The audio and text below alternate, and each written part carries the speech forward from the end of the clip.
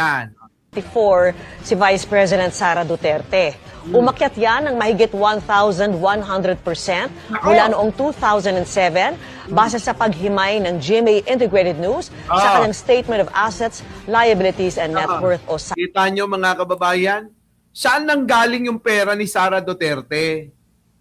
Ha? Eto na nga ang mga caption, biglang yaman te, kaduda-duda. O ayan, tignan nyo. Bakit, mga kababayan? Ang laki ng itinaas eh. Daang-daang porsyento, mga kababayan, ang tinaas. Oh. SALN. Nakatutok si Maki Pulido.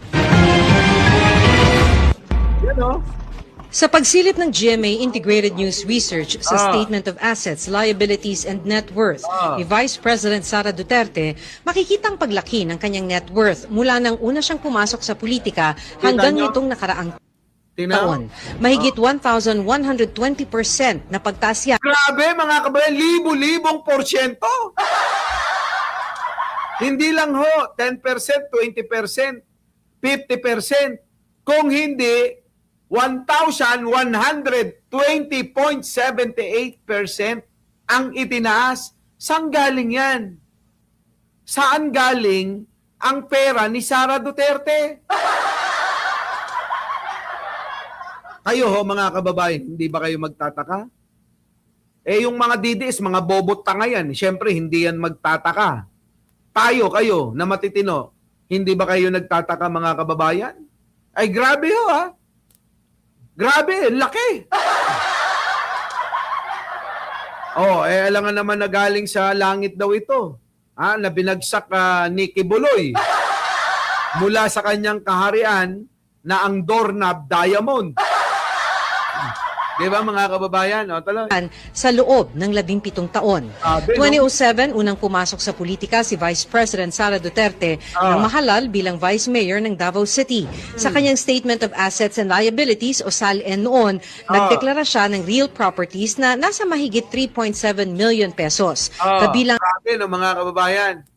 Mas mayaman pa tayo no, kita nyo. 78, round off na natin. 3.8 million. Yan, dinagdagan ko pa. Ang SALN ni Sara Duterte noong 2017 is 3.8 million. Mga kababayan, sing presyo lang ng Kia Pride ko yan. Di ba, mga kababayan ko? Saan galing ang pera na itong putang inan to? Ano yan? Nakahukay ba ng mga gintot kayamanan yan? Isipin nyo mga kababayan, no? 2017, 9 years, 9 years ago. 9 years ago, mga kababayan, ang pera niya, 3.8 million round off na natin. Grabe, no, mga kababayan, ha? Tuloy.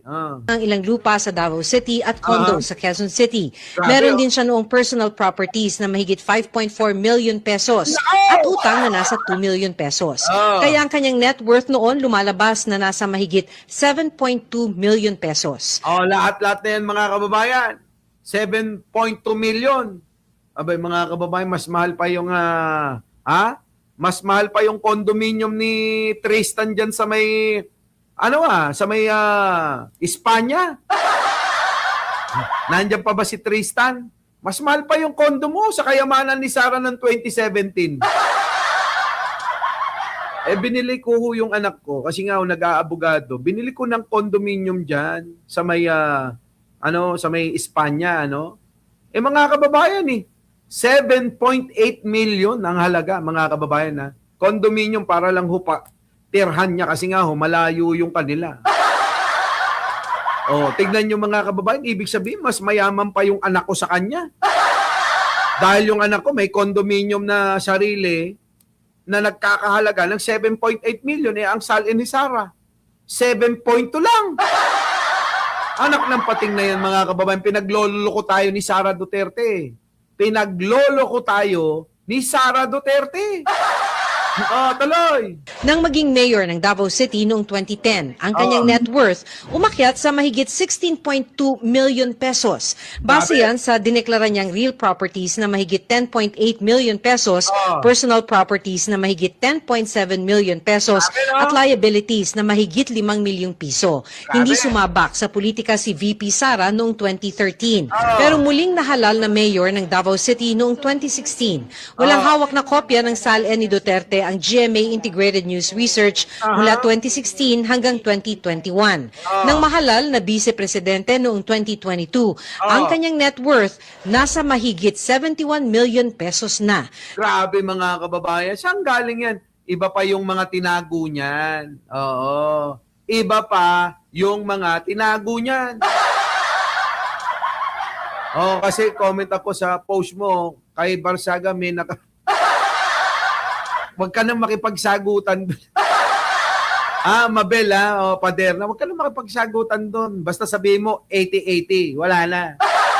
Basta DDS, 80-80, wala na kayong isasagot. Basta DDS, 80-80. Yun lang. Huwag nyo nang dadagdagan. Basta DDS, 80-80. Ganon. Yun lang ang sagot. Wala nang iba. Kasi kahit anong paliwanag nyo sa kanila, mga bobo, mga tanga yan, hindi nila maunawaan. Doon na lang. Basta DDS, 80-80. Kung sasagot kayo sa aking mga post, basta DDS, 80-80. Ganon. Grabe si Sara, no? Kabilang dito ang mahigit 50 million pesos na lupain, house and Nako, lot at condo grabe. unit sa pangalan niya at ng asawang si Attorney Manasseh Carpio at kanilang mga anak. Nako, naniniwala ba kayo dyan? Ay, nako mga kabayan, hindi ako naniniwala dyan. Kaya nga ho yan, si Man Scarpio, pinatitigil ngayon yung mangyayari. Ayun, umpisa na yata, ano? Meron din siyang personal properties na mahigit 23.8 million at mahigit 3.7 million pesos na liabilities. Nako. Sa huli niyang SALN nitong 2024, nasa mahigit 88.5 million na ang kanyang net worth. Para sa Grabe, GMA, mga kababayan, ako, hindi naniniwala na yan lang ang pera ni Sara Duterte. Hindi ako naniniwala dyan, maniwala kayo. Eto na ngayon mga kababayan, kita nyo ha. Basahin natin to ha. Just in mga kababayan, yung abogado po ni Sara Duterte, described as pure fiction. The claim of Ramil Madriaga that former President Rodrigo Duterte allegedly had plans to remove President Marcos from his post in 2025.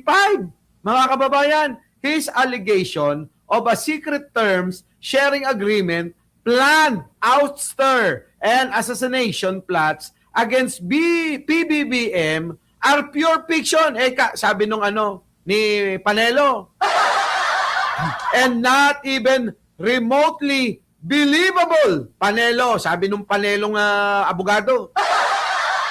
Kung hindi pala totoo yan, dalhin nyo na ngayon. Dumalo ka na doon, Panelo, sa hearing. If the needs arises, we will be happy to refute its delusional claim point by point with evidence. Yung may evidence pala kayo di dapat dalhin nyo na doon. Something that has eluded all his allegation, past and present. Panelo added, dinagdag ni Panelo. Ngayon, mga kababayan ko, umpisa na ho ngayon ng pagdinig sa Kongreso. Manood na tayo sa Bingador. Live ho sa Bingador yan, mga kababayan, ha? So, paano? Ayawan na. Bigla na lang ho akong mawawala. Muli, mga kababayan, maraming salamat sa inyong pagsama at manood na tayo ng kinasasabikan nating mangyayaring ang hearing ngayong araw sa paglilitis sa isang mandarambong magnanakaw na si Sara Duterte. Maraming salamat po.